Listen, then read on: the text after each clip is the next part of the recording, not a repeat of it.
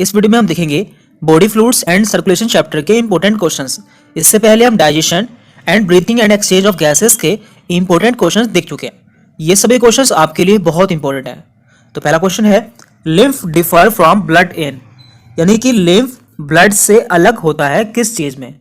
Absence of RBC, absence of WBC, excess of water या फिर absence of protein. तो पहले हम समझ लेते हैं कि ब्लड किससे बनता है। तो देखिए, blood is equal to plasma plus cells, यानी कि ब्लड प्लाज्मा और सेल्स से मिलकर बनता है। तो इसमें सेल्स होती हैं आरबीसी, डब्ल्यूबीसी एंड प्लेटलेट्स। तो यह आप जानते होंगे। अब बात करते हैं लिम्फ की। तो देखिए, लिम्फ क्या होता है? यदि हम ब्लड में से आरबीसी एंड सम प्रोटीन्स को माइनस कर दें या निकाल दें, तो जो बचता है उसे हम कहते हैं लिम्फ।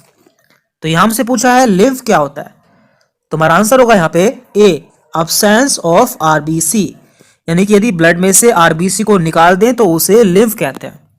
इसके बाद इन ब्लड, ब्लड में WBC are more than RBC, RBC are more than WBC, RBC are less than platelets या फिर platelets are less than WBC. तो आप जानते हैं हमारे ब्लड में आरबीसी की वैल्यू मेल में 5.5 मिलियन पर mm क्यूब होती है, जबकि फीमेल में, ये मेल में है और फीमेल में 4.5 मिलियन होती है। और डब्ल्यूबीसी की वैल्यू 5000 से 9000 होती है। एंड प्लेटलेट्स की वैल्यू 1.5 से 3.5 लाख होती है। तो यानी कि सबसे ज्यादा होता है RBC, then platelets and last में डब्ल्यूबीसी। तो हमारा आंसर यहां पे होगा B, RBC are more than WBC. RBC WBC से ज्यादा होती है। Next question, which of the following is considered as the shoulders of body? इनमें से किसे हमारी बॉडी का शोल्डर या फिर सैनिक कहा जाता है? लंग्स, कैपिलरीज, आरबीसी या फिर डब्ल्यूबीसी। तो इसका आंसर होगा डी, डब्ल्यूबीसी, क्योंकि ये हमारी बॉडी की किसी फॉरेन पार्टिकल या फिर एंटीजन से सुरक्षा करता है। इसके बाद play an important role in blood clotting, इनमें से कौन ब्लड क्लॉटिंग में एक इंपॉर्टेंट रोल प्ले करता है? तो यहाँ पे ऑप्शंस हैं sodium, chlorine, calcium and potassium. तो हमारा आंसर होगा यहाँ पे सी, कैल्शियम, क्योंकि कैल्शियम ब्लड क्लॉटिंग के समय प्रोथ्रोम्बिन को एक्टिव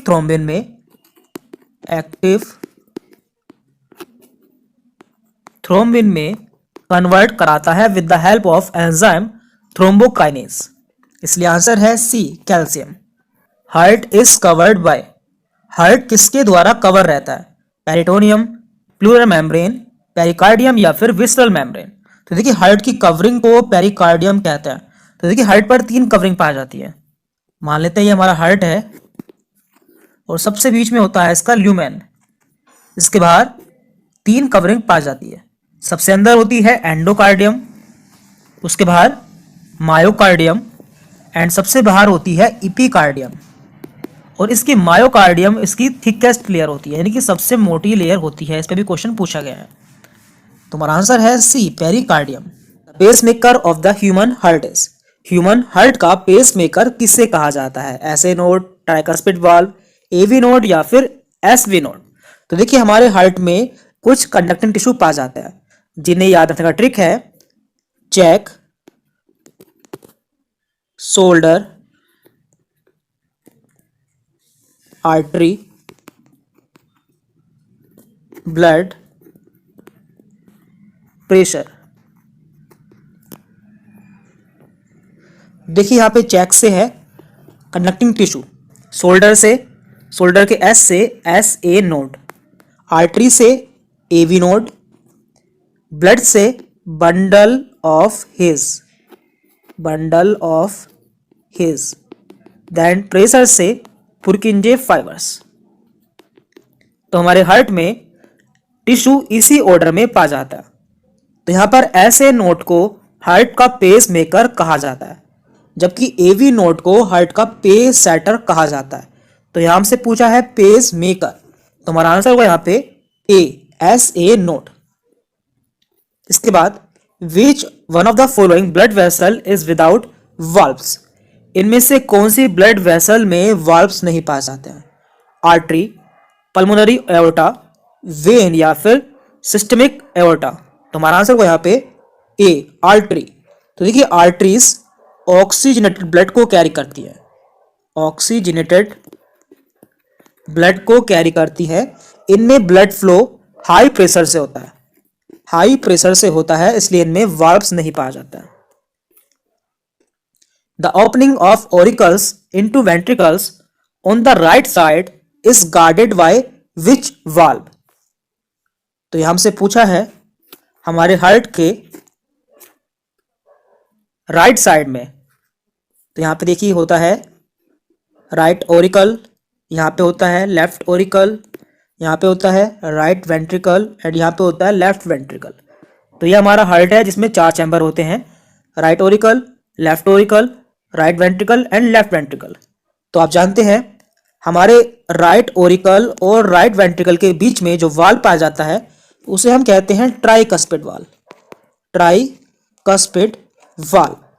उसी तरह हमारे लेफ्ट ऑरिकल और लेफ्ट वेंट्रिकल के बीच में जो वाल्व पाया जाता है उसे हम कहते हैं बाइकस्पिड, बाइकस्पिड, क्योंकि इसमें 2 कस्प होता है। और बाइकस्पिड वाल्व को मिट्रल वाल्व भी कहता है, मिट्रल वाल्व भी कहते हैं। तो ये आपको ध्यान रखना है। और यहां हमसे पूछा है कि हमारे राइट साइड में कौन से वाल्व पाया जाता है। तो राइट साइड में पाया जाता है ट्राइकस्पिड वाल्व। तो हमारा आंसर होगा यहाँ पे ए ट्राइकस्पिड वाल्व। इसके बाद which of the following has the thickest wall. इनमें से सबसे थिकेस्ट वॉल किसकी होती है? Right ventricle, left ventricle, right auricle या फिर लेफ्ट ऑरिकल। तो देखिए हमारे हार्ट का लेफ्ट वेंट्रिकल से एओर्टा अराइज होता है, एओर्टा अराइज होता है जो कि हमारे पूरे बॉडी को ब्लड सप्लाई करता है। यानी कि यहाँ पे सबसे ज्यादा प्रेशर की जरूरत होती है, इसलिए इसकी वॉल सबसे थिक होती है। तो हमारा आंसर होगा यहाँ पे D left ventricle. The heart sound dub is produce when. हमारे हार्ट में डब साउंड कब प्रोड्यूस होती है? तो देखिए हमारे हार्ट में 2 तरह की साउंड होती है, लब LUBB लब एंड डब DUB डब। तो इनमें से लब फर्स्ट साउंड होती है, यानी कि फर्स्ट साउंड ऑफ हार्ट, जबकि डब सेकेंड साउंड होती है।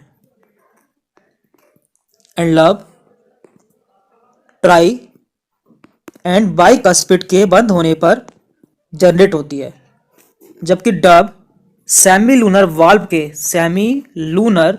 वाल्व के बंद होने पर जनरेट होती है। तो लब जो होती है ये लो पिच की साउंड होती है, L फॉर लो पिच की साउंड होती है, जबकि डब हाई पिच की साउंड होती है। तो यहां हमसे पूछा है कि डब साउंड कब प्रोड्यूस होती है। तो हमारा आंसर होगा सेमी लूनर वाल्व के बंद होने पर डब साउंड प्रोड्यूस होती है। तो हमारा आंसर है यहाँ पे D semi lunar valves at the base of aorta get close. The first heart sound is. Heart की पहली साउंड कौन सी होती है? तो ये हम देख चुके हैं, इसका आंसर होगा यहाँ पे C lub sound produce at the beginning of systole. Cardiac cycle in man takes about. Man में कार्डिक साइकिल कितनी टाइमिंग की होती है? 0.5 सेकेंड, 1 सेकेंड, 1.2 सेकेंड या फिर 0.8 सेकेंड। देखिए मैन में कार्डिक साइकिल 0.8 सेकेंड की होती है, जिसमें एक एट्रियल सिस्टोल होता है, एट्रियल सिस्टोल होता है, एट्रियल सिस्टोल होता है, वेंट्रिकुलर सिस्टोल होता है एंड जॉइंट डायस्टोल होता है, जिनमें से एट्रियल सिस्टोल 0.1 सेकेंड का होता है, वेंट्रिकुलर सिस्टोल 0.3 सेकेंड का होता है एंड ज्वाइंट डायस्टोल 0.4 सेकंड का होता है। तो कुल मिलाकर ये 0.8 सेकंड की साइकिल होती है। तो हमारा आंसर को यहाँ पे D 0.8 seconds. P wave of ECG occurs before the. ECG में पी वेव किससे पहले होती है? तो देखिए ईसीजी का डायग्राम कुछ इस तरह का होता है। तो यहाँ पर 5 सेगमेंट होता है, P, Q, R, S and T.